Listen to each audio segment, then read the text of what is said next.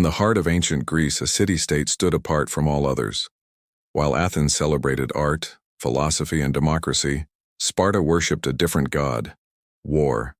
For them, strength was law, discipline was religion, and weakness was the ultimate sin.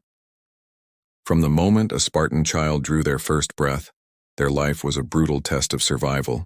But the truly terrifying part of this story is how it began. When a baby was born in Sparta, its fate wasn't in the hands of its loving parents. Instead, the newborn was presented before a council of elders. These stone-faced leaders would meticulously inspect the child, searching for any sign of imperfection, a physical deformity, a hint of frailty, any indication of weakness. If the infant was deemed healthy and strong, it was granted the right to live, destined to become a warrior or the mother of warriors. But if even the slightest flaw was found, the verdict was chilling. According to the accounts of ancient historians like Plutarch, these infants, judged as weak or sickly, were abandoned. They were left at the foot of Mount Taygetus, exposed to the elements to face starvation or become prey for wild animals. To modern ears, this sounds monstrous, an act of unimaginable cruelty. But to the Spartans, it was a grim necessity. It was their way of purifying their society, ensuring that only the strongest bloodlines would continue, forging a nation of unparalleled strength.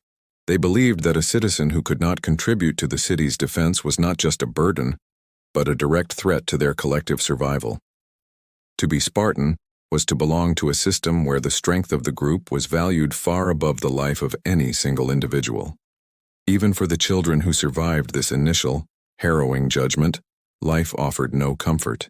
At the tender age of 7, boys were torn from their families and thrust into the notorious agoge, a military training system so harsh it was designed to break them down completely, only to rebuild them as perfect soldiers.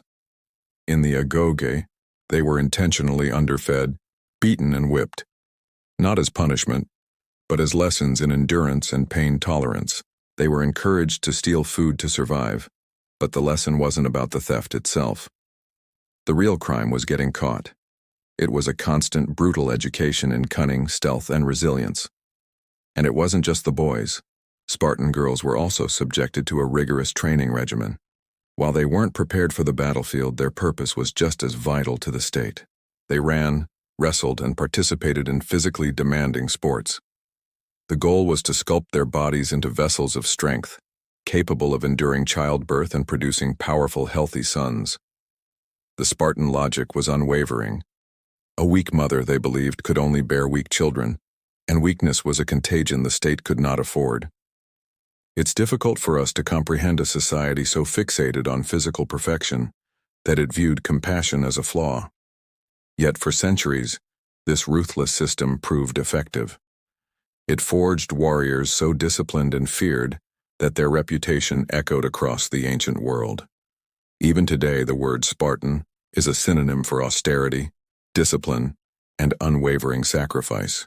Their phalanxes were considered nearly invincible, and their soldiers were the gold standard against which all other armies were measured.